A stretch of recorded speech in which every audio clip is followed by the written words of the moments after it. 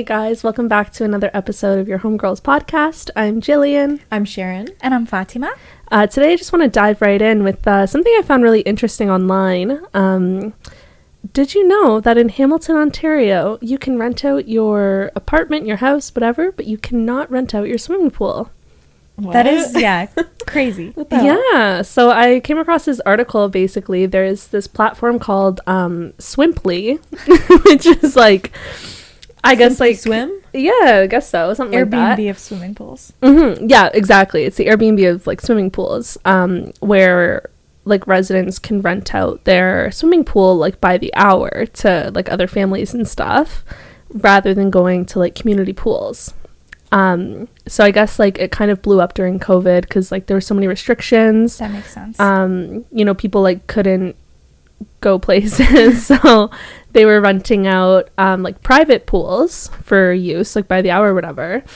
And yeah, the city of Hamilton had a total conniption fit about it because they consider it commercial recreation, so it doesn't conform to bylaws, like to zoning bylaws. That I feel like that makes sense though, because you know what first came to my mind, like that's a lot of pee in one swimming pool. And you can't tell me like they're not peeing in those swimming pools. Well, yeah, I think that was the other thing too, like especially since it kind of blew up during COVID. They were talking about how it's like a potential health issue. Yeah, I was thinking that was also my first thought too, like a lot of potential health hazards, like what are the regulations behind that? How healthy could that be? Like someone randomly diving in, like there's no shower out there that other public pools will provide for people to clean off. And it's just I wonder how many people like at public pools actually use the showers that you're supposed to use. When my parents forced me to be in swim team, which I didn't even know how to swim, they just forced me to be on an advanced swim team in middle school. I would just take a shower because of peer pressure. I was too embarrassed to not take a shower beforehand. It was just like the pack mentality, I guess. You do what everyone else is doing. Yeah. And I didn't know why the fuck I did it because I was doing swim team at such a young age, even though I didn't know how to swim. But so I don't know if a lot of people do actually rinse themselves off. Yeah, because like you're supposed to right before you get in the pool, and then like when you get out as well, because of the chemicals. But I don't know, like I've probably been to a public pool in a long time, 10 years. Like probably 10 years, about that, other than like maybe on vacation. But you know, like the amount of people I've seen go into the swimming area bone dry, like no way you rinsed off. And I feel like also I guess the upkeeping of the pool, like are they making sure to, I'm sure there's like a certain level of, what is it, chlorine chlorine chlorine that's gotta be in the water, and like is someone who just has a pool in their backyard gonna know about that? Not really. Like I mean, like how different is it really from just like having your friends over to your pool? It's that too. One big warm bathtub, really, for like a bunch of strangers. Like how gross is that? So I guess I agree with this bylaw, I guess. Yeah, I feel like in some ways like the points are valid. Like they're making valid points. I also saw some stuff. One person who was against them kind of enforcing these bylaws was talking about how it provides like a safe space for example, like Muslim women who don't have a pool at home and can't use like a public pool because of like religious reasons, with like putting on like a swimsuit and being exposed in public and that kind of thing. I thought that was kind of like an interesting perspective. I'm not really I guess because like if they want to do like an all women's party where they're not wearing like the burkini, like and they just want to be in a regular bathing suit. I know back home we have so many options for all women pools, whereas I can see that point of view. I can also see your point of view from before, saying like how is it different from a bunch of friends? Like when it's like teenagers or kids, they don't care. If their parents can throw them a cool pool party that's not at the community center, they want it. Like I feel like they would be really into that, and they would not stop to think this water is gross. Like it's gonna be far from one of the first thoughts that comes to their mind. Yeah, you know what's funny? I'm kind of like iffy about hot tubs. Like if they don't look like super clean, like I will not get in a hot tub that I feel like hasn't been like well maintained enough. I'll jump in any pool. Well, because there's also that weird I don't know if it's just like a stigma, but a lot of people doing dirty things in there, And all of the That's bubbles and true. stuff that are like very stimulating from what I've heard. From what you've heard. Yeah, I guess hot tubs a little bit more gross because also bacteria can grow in heat. Yeah. So, I also feel like it's like a smaller body of water, so it like Yeah. feels more like a bath. yeah, and people are more likely to like not rub them, like just lay back against Yeah. the actual walls of the Yeah. hot tub. So Yeah, plus like a pool's like filter system is like for bigger the most and part, like yeah, for the most part, like you never know, but Yes. yeah, I don't know, hot tubs gross me out far more than pools do. Like all like I'm not big on like community pools, but in terms of like if I go to a friend's house or if I were to ever stay in like an Airbnb or a hotel or whatever, like if there's a pool, I'm hopping in. Yeah. No, You can't convince me otherwise. While we're talking about rentals, what do you guys prefer? Hotels or like Airbnbs? I think personally, I'm a bit of a hotel girly. I don't know, like honestly, like I feel like if most of the time if I'm going away somewhere, I don't want to like cook and clean by Yeah. myself. Like I would love to pay someone to do it for me. And have I that don't room want to, service. I want my bed made every day for me and like fresh towels and blah, blah, blah. And like you just don't get that like service at Airbnbs. for me, I don't think I've traveled enough to have a good full opinion on it, but I think that I would prefer hotels, especially depending on where I'm traveling to, just because I'm very paranoid about like the security, about certain situations happening, or maybe potential cameras. Yeah. In Airbnbs, you never know how reliable these hosts can be. Yeah. Not to shit on anybody, but I mean, I've had great Airbnb stays. It can be but creepy. It could be creepy, yeah. Yeah. What about you? I feel like there's some horror stories with Airbnbs. I mean, personally, I've had, in terms of like local, really great Airbnb stays, but going abroad, I've always just done hotels, or like resorts, and I've never been adventurous or brave enough to do like Airbnbs abroad. Yeah. I think I kind of have that same mentality. Like when I do travel abroad, I would probably likely go for a hotel or a resort. And I do a lot, like realistically, the only Airbnbs I've ever had have been local or within 100 kilometers. Yeah. Yeah, I feel like my biggest problem with like Airbnb, like I've done it before, going like skiing or something like that, like to like a chalet. We've generally done Airbnbs. Other than that, when I go away, it's always a hotel. But I feel like a big thing in Canada and the US is like all those hidden fees, like the insane cleaning fees that are like $200, and then the service fees and blah blah blah. Like you don't get that with hotels. Like yeah, maybe the initial cost is more money, but ultimately I feel like it's generally cheaper. Yeah. I've heard that more abroad, Europe, Australia, that kind of thing, it's a lot more reasonable and transparent with Airbnbs. I don't think they have quite the problems that maybe we do in North America, but And the expectation might be different. Like I remember, even my sister did an Airbnb, and she washed the sheets after actually, and she didn't take them out of the dryer. And the host left her a really bad review because she didn't take the sheets out of the dryer. So now, anytime she tries to go through Airbnb, she has a hard time because people are other hosts. Yeah, they look at those reviews. That's really crappy. Did they think that she stole those sheets? No, she just said that she just didn't properly put the sheets away. And then it goes back to kind of your point, like, so what about those hidden cleaning fees? Are we supposed to be washing our sheets and making our beds before we leave? Yeah, that's bizarre. Yeah, it seems kind of crazy to me. Like the whole point of the platform is like, when it started, it's like Uber, right? Like Uber's way more expensive than cabs now. But when it started, it was like a cheaper alternative to something that already existed in the industry. And it was kind of more ran by whoever the fuck, right? Yeah. It wasn't like as regulated, It was but sort of freelancing in a sense. yeah, it was literally like doing like contract driving for Uber, like contract hotel work for Airbnb, like freelancing it. And it's just gained so much popularity. It's evolved into this honestly like problematic industry in my mind. I've heard so many horror stories. I was actually reading one the other day on Reddit. This this person booked like this last minute Airbnb in New York, and it had said that there was security cameras on the premises, which is like, you know, fairly normal to have even like Ring doorbells or like security cameras around the perimeter of the house or the apartment or whatever for safety. And after they booked, they got a message from the owner saying, hey, there's security cameras in the unit. Please confirm you're okay with this.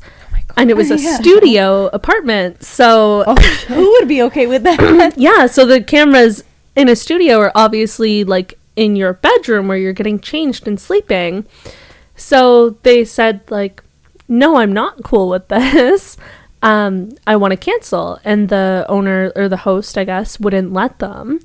They contacted Airbnb.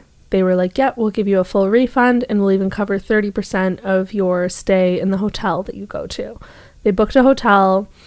And then over the next couple of days, they were back and forth with Airbnb. They're like, oh, actually, we're not going to give you a refund or cover your stay as we previously promised, because in the advertisement, it said that there was security cameras. And this person was like, okay, I get that. But also, as per your like regulations and guidelines, you can't have security cameras in like private areas, so like bedrooms and washrooms and that kind of thing. And they said, well, you know, like the host said that the camera was pointing away from the bed. And this person is like, well, you can control cameras remotely. Like, it's getting like crazier. It's not, you know, it's not guaranteed. Like, I don't feel comfortable with it. It violates your community guidelines or your user guidelines or whatever you want to call it. And it kind of snowballed. And I guess now this person, I don't know if it's a man or a woman or what, or like, I don't know what their name is, but this person is taking Airbnb to court over this incident because they're like, good on them. Yeah, so they're, I guess they used to be an attorney in a totally different, totally different sect of law. But they're like, you know, I was in a position where I could go get a hotel room and I could afford the extra cost, even though like as annoying as it was that I didn't get my refund, it's not a detriment to me. Yeah. But like people who, you know, are spending like all they have, who maybe don't have the money, if they're put in like an uncomfortable, unsafe situation like that, like that's why this person's going to court to kind of fight for those people who do get put in these uncomfortable situations in foreign cities or even foreign countries and don't have another way to do it because they can afford it. Like what would you even want to do with that footage? That's all I am thinking. I would never want anybody to have footage of me in a bedroom. You don't know where they can be selling it online, what platforms they can be uploading it to. That's insane to me. Yeah, exactly. I think that was a big part of it. So this lawyer worked in human trafficking. Okay. Oh, wow. How niche. Yeah, and they had said like a lot of victims had compromising videos of them like changing, like being intimate with people, like you can sleeping. Get targeted like that. No? Yeah, you can. Like that's how a lot of people are targeted. So that's like instantly where their mind went because that was the career that they were in. Even if that's not the intention of this host, it's still uncomfortable. Yeah. It could potentially be a host that is simply not knowledgeable enough or foreign to this country and doesn't grasp the concept of that the studio could be compromising someone's privacy with the bedroom being in there. But like, that's interesting that they were a human trafficking lawyer or attorney, because you never know, they could be uploading this footage to websites and someone could be picking you out like a catalog. Yeah. And then they could sell your information to them for any amount of money. Exactly. Yeah. That's really like, exactly. That's insane. That's huge violation of privacy. Like when you're going to an Airbnb, when you're going anywhere and staying at a hotel, Airbnb, you're going somewhere and you want to make sure you're feeling safe, not only in the location but within the actual property. Like I've even heard of people who've had like Airbnb hosts show up and, you know, yes, this is your property, but right now I'm technically renting it out and you can't just come in when you please. It's just insane. It's like with tenants, you need to give notice. You can't just show up unless it's like an absolute like dire emergency. I wonder what like the regulations for that look like. Maybe that's something we need to kind of take a look at. Like if Because with tenants, if you're renting out your property under a standard like residential tenancy agreement, landlords can't enter the property without 24 hours notice or like in an emergency situation with permission. Yeah. How is there not something like that for short-term rentals? It should be there, yeah. Yeah. I wonder if that's maybe something that we'll they've have to dig introduced. through the like terms and conditions for that on Airbnb. I'm sure it's somewhere on their website we can find it. Yeah. So I think too, a lot of Airbnbs, like you're renting out a room or a basement or something in someone's house where they're actually living. So, you know, how do you enforce that? Well, also to think like it's there could be a lot of loopholes because it's something that's online. Yeah. It's not necessarily like a tangible business or service. It's very much regulated online. There could be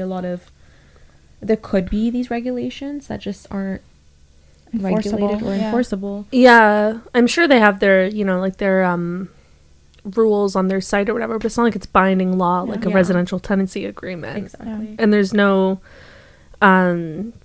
presiding body like our landlord tenant board. Yeah.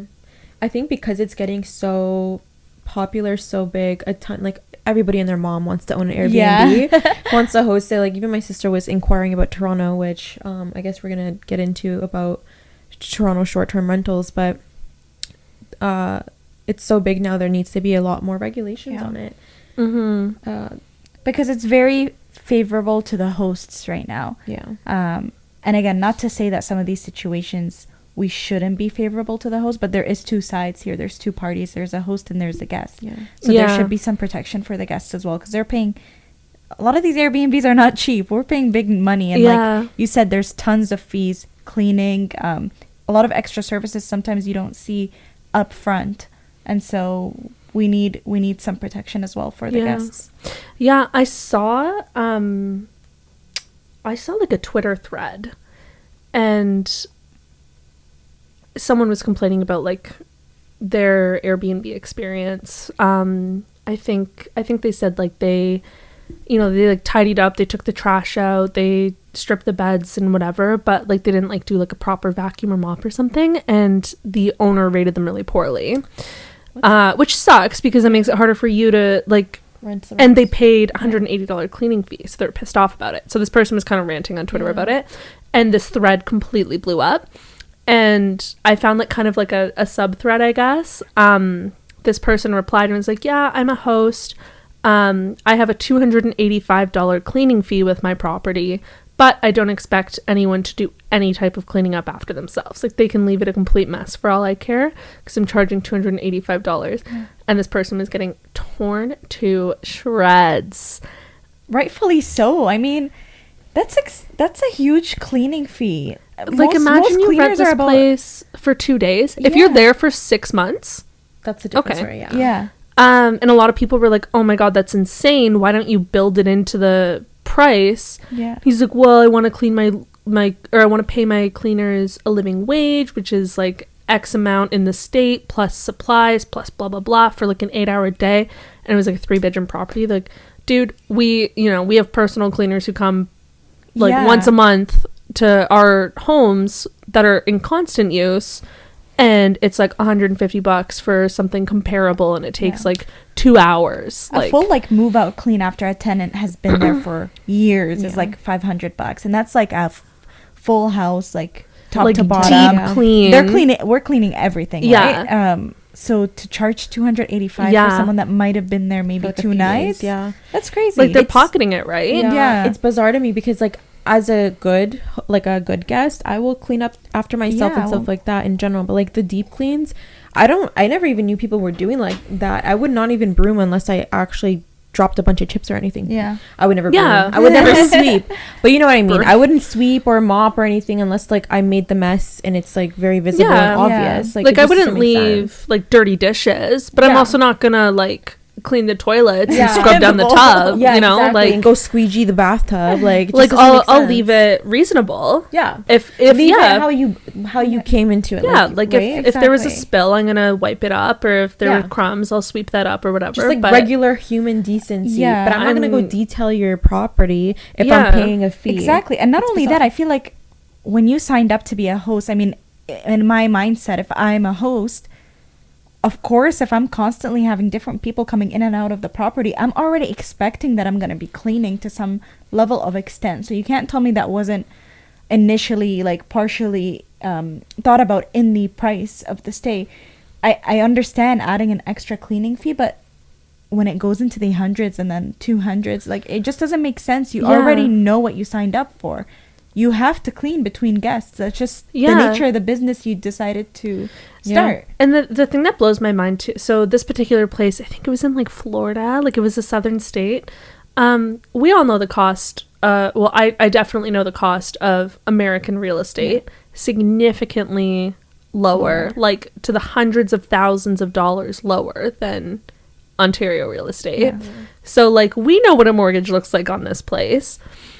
Most places are charging like hotel prices, so say $100 to $150 a night, right? Some places even charge more depending on how many guests there are. So let's say like average, this was like a beachfront property, like 3 bedrooms, so probably like $150 a night. Let's say someone's staying for 3 nights, that's $450 that you're putting in your pocket.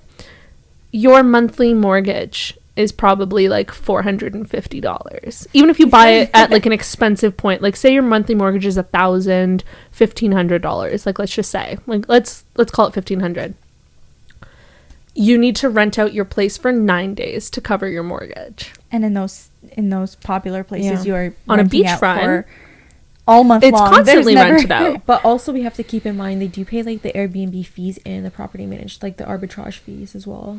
There are, but like, you know, like you're charging like I've seen cottages in Muskoka for over $1,000 for a 3-day weekend. Or I've seen like $500-$600 a night. Yeah, like I've seen over $1,000 a night, like at popular times. And during COVID, it was crazy because everybody was doing staycations. And everyone was desperate to get somewhere. Expensive. And on top of that, once you added all the fees, like it literally could have well been like a trip across to Cuba, across the world. All inclusive. Yeah. So I mean, let's say you're doing a cottage in Muskoka, right? For 3 days, you're probably looking at $1,500 to $2,000, even if you're splitting it among friends, like whatever. Unless it was like acquired in the peak of the pandemic, that cottage is not costing that homeowner that much money. Right? And then to pay cleaners, realistically, $100-$150 to come in for a couple hours. Because the thing is, if you're having people, like if you're having cleaners after every single stay, that place is being regularly cleaned. It doesn't need like a thorough deep clean. Like it needs, like you're not scrubbing baseboards for hours, right? You're doing regular maintenance on it. So like, it's probably going to be a little bit messy, but like nothing crazy for the most part. If someone actually like, you know, leaves a huge stain on the carpet that like needs extra cleaning, like charge them for it, you know, like, but to charge a normal person $300 on top of their like $1,500 stay, or even like a $280, so this particular instance, right, $285 on a 2-night stay, that's probably the cost of the rental. That's doubling the cost.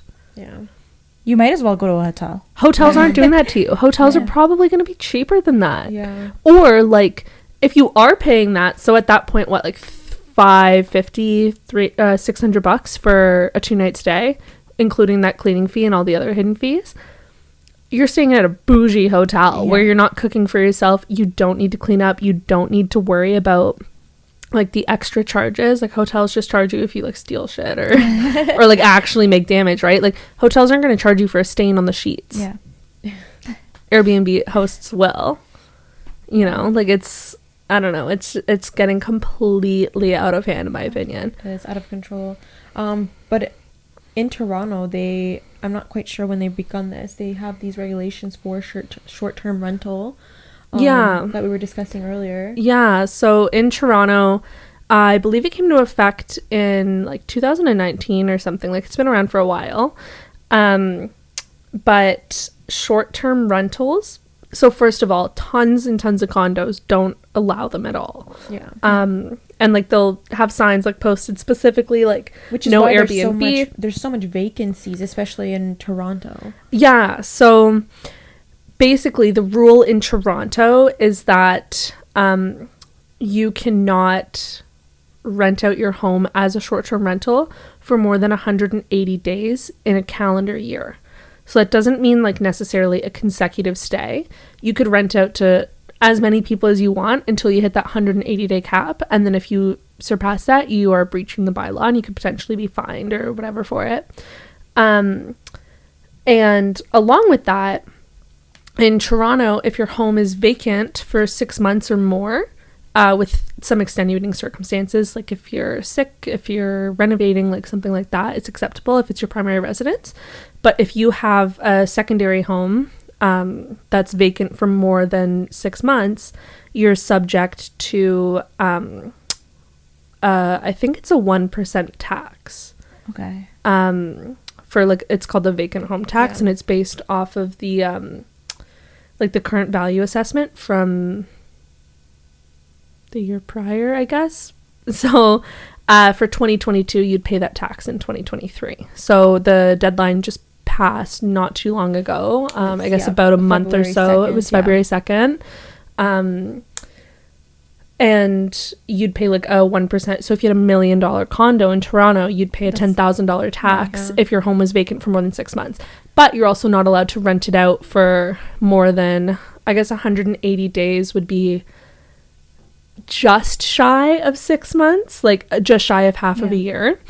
So if you did go for the one, like for the Airbnb rental style, or like, you know, Verbo or whatever, if you went for that like rental, like short-term rental thing, you would be subject to the tax automatically because you legally can't rent it out for long enough to be eligible. It's like 5 or 6 days short or something. Yeah, it's literally just, it's like 2.5 days short. 2.5 days short technically, because it'd be 365 days in a year, right? So you'd have to rent it out for 182.5 days to not be eligible for this tax. So you'd have to pay the tax. So the idea, I guess, is that it deters homeowners with like multiple properties from going the short-term rental route, even though it is much more profitable, and kind of like convinces them, I guess, to rent out to long-term tenants. So like, you know, long-term being like, there's like a housing crisis. There's a huge demand for people to have more affordable homes because a lot of these short-term rentals exist. It is causing less available inventory for tenants who need a home, who can afford to buy a house at the moment, and that causes the rental prices to increase significantly because there's little to no inventory. And I mean, the rental market does fluctuate, but for the most part, compared to even like a couple of years ago, it's so much more expensive renting a house now, especially in Toronto. And I feel like also with that though, I am a bit on the fence. I do see that point, but I feel like there's also another side, whereas when you have more Airbnb available, that kind of goes hand in hand with the tourism and hospitality industry. So it helps draw more tourists to the area, because a lot of tourists ultimately are still choosing Airbnbs over hotels, and so it makes them more available, so it makes it more appealing for people to come and visit our cities. I guess it does bring a little bit more value to some neighborhoods that have the Airbnb, but it does it depends on who stays, right? It depends on the tourist. And I think it depends on the area too. Like a lot of Toronto hotels, for example, are super unaffordable, or they're somewhere really sketchy. And if someone is renting out you know, like a condo or an apartment or whatever for an affordable price, it now all of a sudden makes tourism possible for some people who it may not have been possible for them before, right? So you know, there's definitely benefits in that aspect. I think on the same side of the coin as what you're saying, the other thing that you could say kind of against these regulations is that it completely impedes the homeowner's ability to do what they want with their property. Like it restricts their uses. Because in Toronto, it has to be, if you want to do short-term rentals, it has to be part of your primary residence for the most part. So in Toronto, I think it can be outside of your primary residence. In Hamilton, actually, though, they're just implementing that now. So they're kind of following the like Toronto, Vancouver, Ottawa like models of restricting short-term rentals. So essentially what's happening in Hamilton now, as of May 31st of this year, 2023, you're going to have to acquire a short-term rental permit or license. From what I understand and from what I've like found, it's not restricted on how many days of the year you can rent out. However, the term of the rental is restricted. Isn't there specific wards as well that would be affected instead of all of Hamilton? I think that's what I might have saw. Actually, I'm not sure. Yeah, there's also like certain wards as well that do require those permits as well for long-term rentals as well. No, I don't know. I'm not too sure about. Like, I just read that it was a City of Hamilton implementation. Like, I wasn't aware of districts necessarily. Okay. Within Hamilton. Like, I'm not sure if it's like the mountain or downtown or whatever. I know there's been lots of complaints in downtown Hamilton.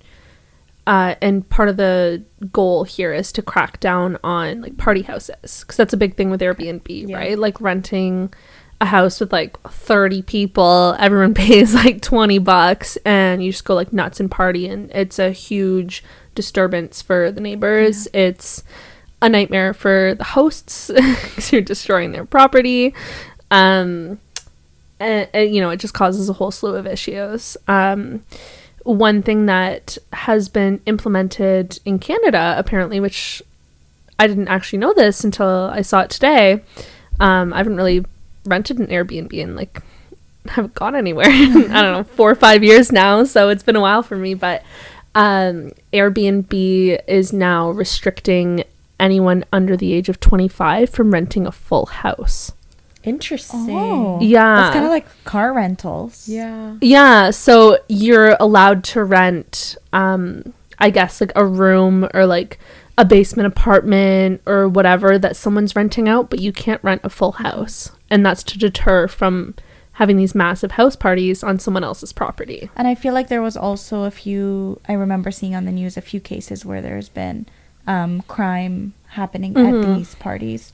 And it was like a few times in a row where it's been gun violence. And so yeah, there was a couple instances in Hamilton where there were like major drug busts. Yeah. And then also at Airbnbs, yeah. Interesting. And then like underage drinking and just like a whole slew of stuff. Yeah, it can go I feel like it can go south really, really fast, just depending on also like the area, the demographic. Downtown Hamilton, that makes perfect sense with McMaster being so close by, you know? I think it's honestly, it's as risky as renting even long term, because sometimes similar situations happen. Yeah, you can get nightmare tenants. Yeah, but with the frequency of how often you're renting a short-term rental, you're just increasing those chances. You're likely to run into those situations. Yeah, that's really interesting. Speaking of like the partying and like the Airbnb, I remember when I was in high school during prom, me and my friends, so it was like my boyfriend and myself and 2 other couples, we were renting an Airbnb, and me and my boyfriend had so many already because I was a year older, and when you can only rent Airbnb when you're 18, which was why I did it so much, because it was also affordable and I couldn't get a hotel. Yeah. So I did an Airbnb for all of us, and the host was very adamant about only 2 of the couples staying. The third couple had to go home, and because it's prom night, we're all hanging out together, and for some reason they found out how many shoes were still in the house because the third couple never went home for the evening, and they messaged us and said, can see all your shoes, there's 6 pairs of shoes. That is so creepy. And our shoes were inside, so it basically they had cameras inside. It concluded that there was cameras inside, and that's kind of what ignited my paranoia with having cameras in Airbnb, because they did not explicitly state that in the post or the ad, nor did they get my permission. So the fact that it was inside was concerning. It's like, is there one above the bed? Like, we're all underage, like we're all drinking underage, doing fucked up shit, probably having stuff. But yeah, no, like, it's bizarre. Yeah, that's actually horrifying, because like, to the point, like, not only are you guys underage, but that's a complete violation of so many rights and Airbnb's guidelines and policies, and every like platform like them, like Vrbo is another one, right? They recently had what's their slogan? It's something about I don't. it's like shading Airbnb. Yeah, it literally is throwing Airbnb under the bus. Yeah, something about how if you use Verbo, like your stay will always be private or whatever, because the person's not something to do gonna. with like your landlord won't be. Yeah, your be host with won't you. be with you. Yeah. Because that's a thing that. But I mean, Airbnb does offer like, you know, like rentals where your host isn't with you, but they also offer rental. You can just rent a room, like it just depends on the regulations of the city, right? Yeah, and depends what you want. So that's another thing with Hamilton. You know, in an effort to, I guess, create more affordable housing and more availability of housing for Hamiltonians. Part of the crackdown with short-term rentals is that you'll have to run it out of your private residence and your primary residence. Whereas I guess before you could you know, like buy a second property, live in your primary residence, and then rent out your second property through Verbo, Airbnb, whatever, you know, any short-term rental app, I guess, or platform. You can't do that anymore. So it has to be your primary residence, which means you're renting out your spare room, you're living in the basement, renting out your upstairs, you're living upstairs, renting out your basement, whatever it may be. So it's completely kind of changing the platform. So, you know, now in Hamilton, I'm not sure if there's other areas that are also employing the same kind of regulations, I guess, and strategies to like crack down on excessive short-term rentals. But, you know, in Hamilton, you have no choice but to stay with the host. Yeah. Because the hosts have to live there.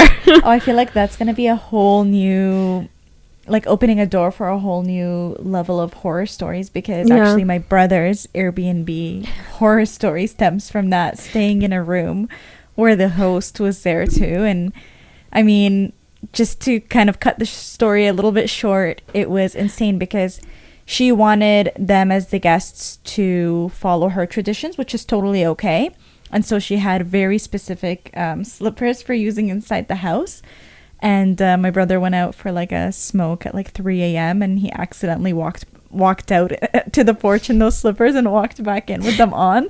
And when he was walking back in through the door, she was there, just standing there. Like, you wore the same slippers. Do they have sensors? I don't know.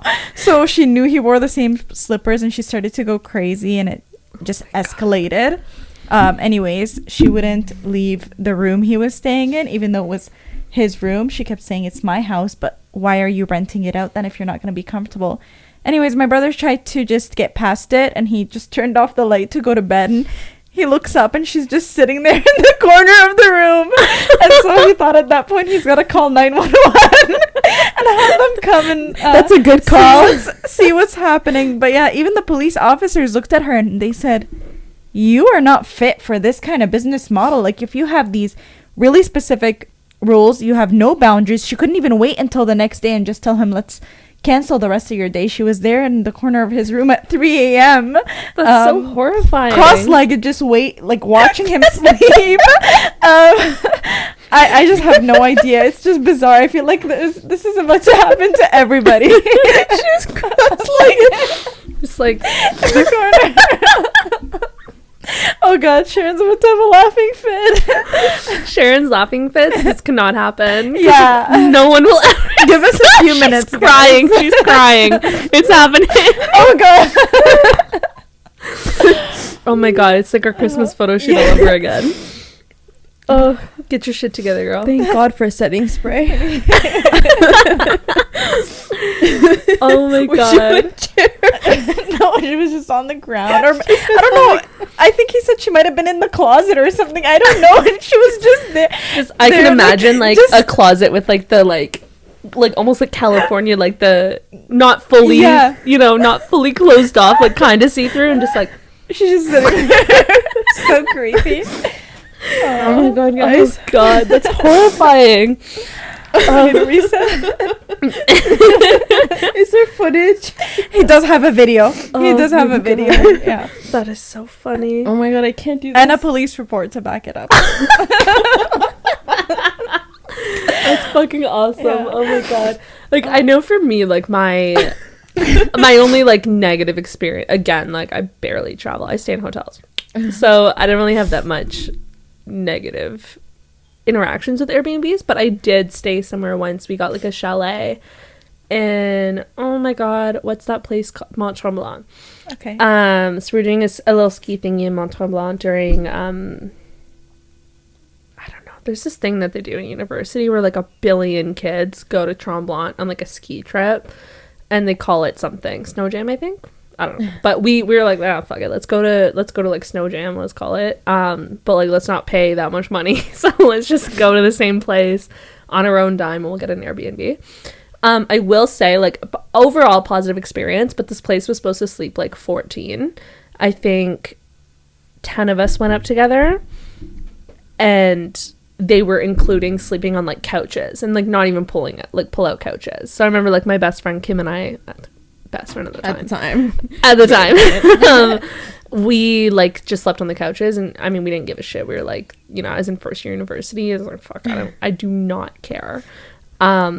But like this place was like, oh yeah, we sleep like X amount of people. We had less than that, and we were like crashing on couches. I'm like, does it sleep 14 if there's not beds for 14? Like, they're like counting like this couch can have 2 1/4 of a third person. Literally, like that's kind of what it felt like. It reminds me of student rentals here in Hamilton in particular that we've worked on. Quite a few of them convert living rooms into bedrooms, which is so crazy to me because I think that's so inhumane. There's no common living area. It's so cramped. Oh yeah. And it goes beyond the bylaws for occupancy, like the number of occupancy in the house. Yeah. Yeah, like I will say I've lived in like some pretty small places, right? Like my mom and I lived in a place that was like 1,100 square feet. My current apartment's 650 square feet. My last place was I think 1,600.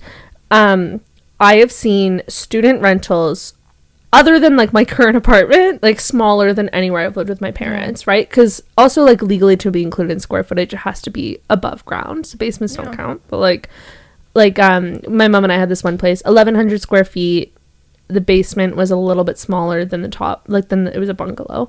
I have seen bungalows smaller than my mom's and I's places that were like 10 bedrooms. Yeah. Yeah. Like what? And it's literally like the most rinky-dink little kitchen, tiny bedrooms that fit like a double bed. Oh, and that's it. And one fridge for 10 people. One fridge for 10 people.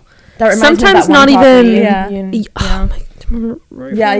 That's the one I'm thinking about. Yeah, that place was 10 bedrooms, one fridge. That place was probably like 1,300 square feet above ground, and then like a basement that was the same square footage. I remember one of those bedrooms, you had to walk through the furnace room to get to this bedroom. And that guy always kept his door open, so it was really awkward. I had to knock on the furnace room, and then I'd had to walk in after he, like, half the time he was sleeping, so it was awkward. I'd have to like wake him up, and it was really, that guy was a sweetie though. That guy was super nice. He's cute. I placed him though. You're welcome. You placed him. Oh, he was lovely to interact with. He was very lovely. Some of those, oh my super god, super sleepy though. The kid I put in that unit afterwards. Oh yeah, I know which one you're talking. It was a little something.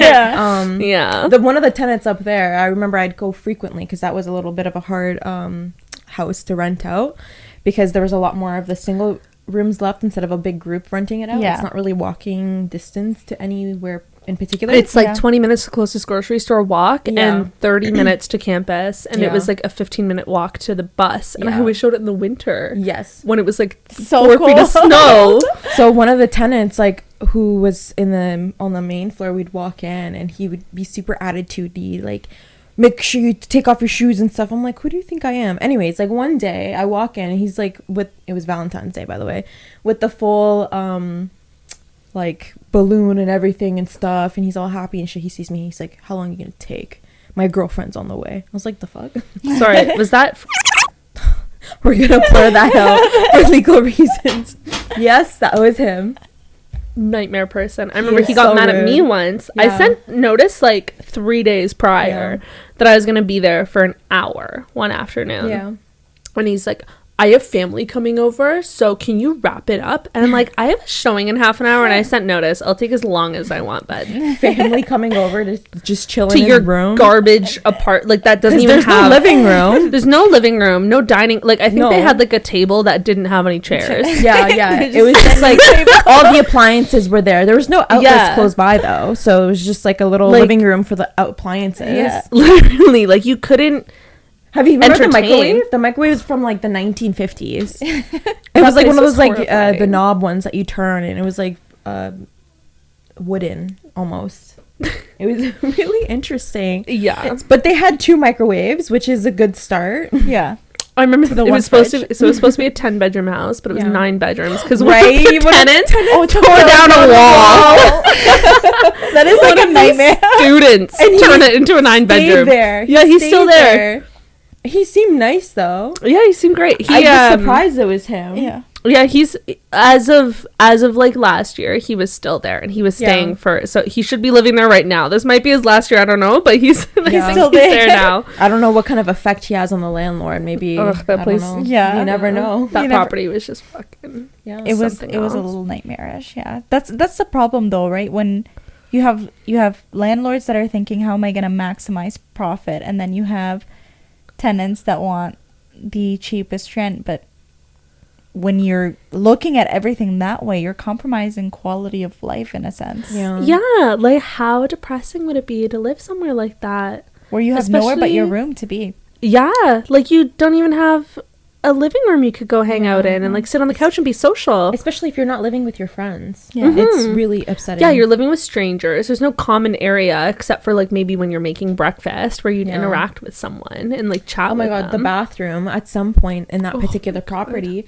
the tenants, I mean there is a window, but they wouldn't turn on the fan. They let like there was water damage on the ceiling. So it Yeah, it was started to literally peel. falling off. It was horrible, and they just kept blaming each other. And then at some point they blamed the landlord. I'm like, what the hell is the landlord doing? Yeah. He's trying to He's fix not- it. And then they kept fixing it after we were giving them notice to not use the bathroom anymore, and they kept ruining it up until the maintenance man came and fixed it. But he fixed it, and then it kept happening because they kept using it. They told them to not use it for a few days or a week Yeah. or something, and I don't know. Just like Yeah. some tenants could be nightmarish, some landlords could be know. nightmarish. That student rentals It is something else. nightmare. Yeah, It's something but else. a lot of money you can make from it. Yeah. You can, because I know, like, personally, when I was, I went to Brock, and where I lived, that the landlord, he had owned that place for, like, a long, long time, like, didn't have a mortgage on it.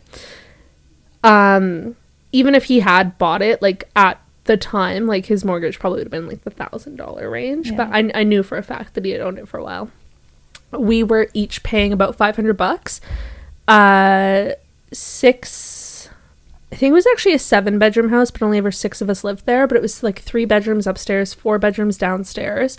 But my bedroom was like really big, and it was technically like a rec room or whatever. And I just took it as a bedroom because I was like, fuck it, why not? But it was, so we were paying $6,000, or sorry, not 6,000, holy fuck, 3,000 a month to live there. And I mean, we had like an okay kitchen, and like we had enough of a living room, like, but that place was not worth $3,000 a month. Like, it was absurd. Like, it was this little tiny bungalow. There was no fence around the backyard, which was a shit show, by the way. We had the most ghetto neighbors, and it was funny. It was like a student street and a residential, like, Oh, like a mixed like one. it was mixed. So like every other house was students like partying like crazy, and then there were families, and we had like a ghetto like white trash family right beside us. Like, they put a pool in the front lawn. Like, it was fucking crazy. Fill out the There, I lawn think there was chairs. like their place was about the size of ours. Like, ours had been converted into 4 bedrooms in the basement, and they were small bedrooms, but they were like sufficient, right? Like, we could all fit a desk, and my room is big, but like we could all fit a desk and like a dresser and a bed, no problem. And there were 6 of us, and it was like, that was like, no one else can live here. My neighbors, at least 12 people living In there. in the same size house as us. In a single family house? Single family. Oh. So not even like likely Nice. not even converted Oh shit. the way that ours was. It was nuts. Oh yeah, this is even like very prominent. Like, you'll see that in rentals. I mean, I noticed it when I lived in Brampton. You'd have like the basement apartment with at least 13 people in there. Like, sometimes they'd be coming out, and I'd be like, how do you all even fit in there? One time I actually went in, and because I was curious, I was like, can I just come down and have a look? And it's just, it's not even like, I don't even think it's funny. It is a little bit sad because it's just like mattresses on the, Yeah. yeah, it's just one mattress next to the other. And I get it, it's for affordability reasons, and when you first come to Canada, things are hard, but damn. I don't That know is what. sad. Yeah. Oh my god. Yeah. I'm actually pretty thankful I grew up with my brother being a landlord. He is such a good person and he set such a good example. I do intend to invest one day and want to create a different experience for everybody. Yeah. He is so good. He takes care of his tenants. It's always all inclusive with internet, and sometimes when they have hard times, like one of his tenants, his father or a family member died back home, and he's like, don't worry about rent this month, send it home. Yeah. Like, that's the type of person he is. And Like, that's super solid. Yeah. I mean, not everyone can afford to do that, but he is such a good example. And I think because I look up to him, I kind of want to be able to set that example for others. And I can't wait to be able to be a good landlord one day. Yeah. Yeah. I think there's this, I guess, kind of trend of people, a lot of people hate landlords. Yeah. A lot of landlords hate tenants. Yeah. And I think the thing is, we forget that we're renting out to like human beings who deserve like dignity and respect, and we shouldn't be price gouging, but also like at the same time, like, you know, running a rental is kind of like a little business. You know, you need to make profit, but there's a point where the price gouging is insane, right? Yes, your mortgage should be covered in your property taxes. Yes, you know, you should maybe take a little bit home, but like at the end of the day, like the actual property itself is the investment. You should be cash flow even or just a little bit positive. And I think that, you know, like like people like your brother are amazing. Like we need more of that, because right now, with whether it be short-term or long-term rentals, everything's insane. Like it's through the roof. Like I think people forget that they're renting to like normal human beings who not only need to afford to have a shelter over their head, but need to afford to eat food. And like in the world that we're in, we all need an internet connection. We all need a laptop. We all need a cell phone to do work and stuff, right? It's just getting like, I don't know, in my opinion, I think it's a constant dilemma and almost balance. It's gonna it's gonna always be a little bit of a tug of war, because it's just, how do we find that even middle ground? And that's why I think it's also really important when you're thinking of getting an investment to talk to a realtor who has experience with investments, just so they can help guide you to a strategy that's right for you. You need to be prepared for all the costs associated, and you need to be prepared that an investment is not like an investment property is not always a passive income. It can be under the right conditions, but you have to make sure those conditions are correct. And if you don't have that conversation, then you're in for a rude awakening. Yeah, that's the thing. If you buy at like the peak of, you know, like the peak of prices in that time, like January 2022, you buy in a maybe not so great area where rental prices are so, and you buy at the peak and you're dealing with that bullshit, and then you're on a variable mortgage rate. Right now, you're not covering your, you know, you're not cash flow positive. But the return is in the longevity of the investment. I was going to say, so a lot of people, when you're having these investments, you could potentially make some profit every month, but by holding this property after buying it at a good time, at a good, decent market value, eventually you're going to be able to sell, and your assets, it is an asset essentially. Like the value is going to increase at some point, and people always think that maybe because the market fluctuates, the value will go lower. But no, in reality, with the way that the world works and inflation works, eventually the value would go up, and you'll be able to sell at a really good sort of profit, and you could gain some value. Like you don't always have to be making like crazy money every month from a rental. That's not always the intention, right? It's about, it's like investing your money into stocks and stuff. It's not like you're seeing immediate like results every month, right? You have to almost view it in that kind of sense sometimes when investing. Like what is your intention?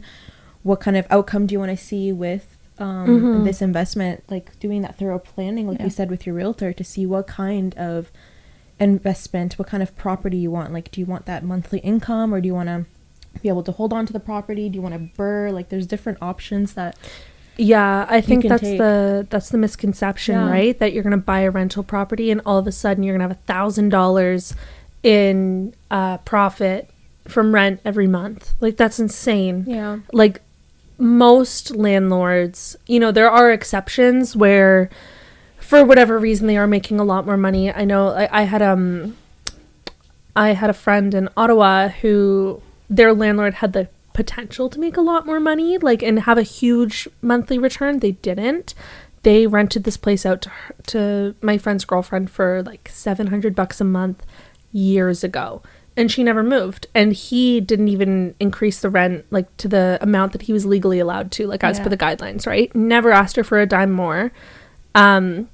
He could rent his place out for like $2,000 a month. He's not doing it, but he could, right? And it's because he's owned that place like most of his life. He's older. He doesn't need the money. It helps her out. Like he's choosing to have a quality tenant. Yeah, he's choosing to have a quality tenant who's making him a little bit of money. He probably doesn't have a mortgage on it, so he probably is making an extra, $700 a month.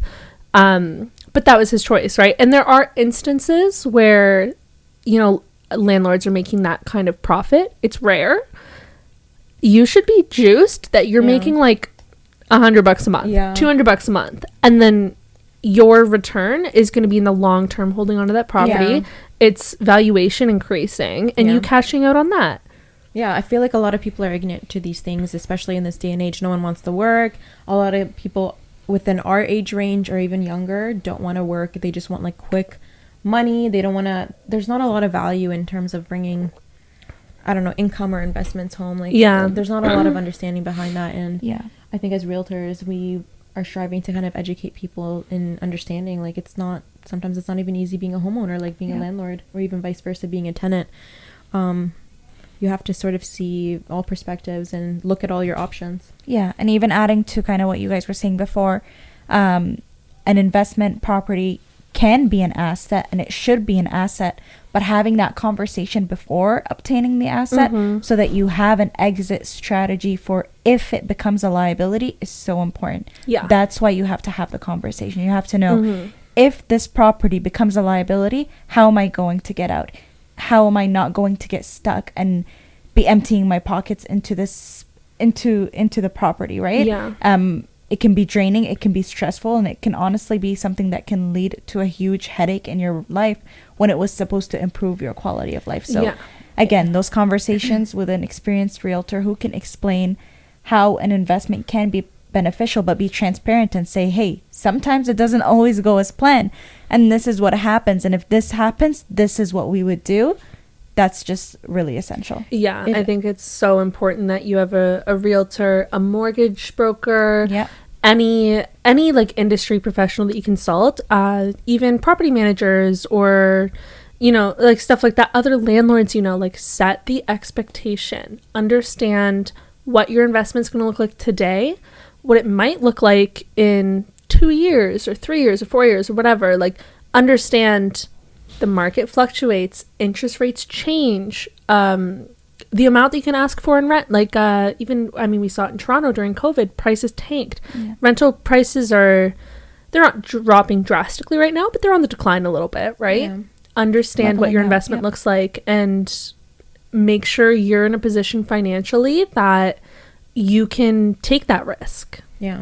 I was going to sort of add to that a little bit in terms of an example. I had a client who had purchased a property as for investment purposes in a prominent neighborhood, and we had difficulty leasing it out just because it was a very unique property. It was beautiful, but ultimately I think what that situation is, like, when you're working with a realtor looking for an investment property, and you want to consider putting it on the market for lease after, you do want to see if that realtor would be open to listing that property with you and helping you out in the process. Like, I feel like that would sort of be like a full package, purchasing an investment property, and then also on top of that helping and assisting you with the lease and finding a tenant, because I think those two would go hand in hand.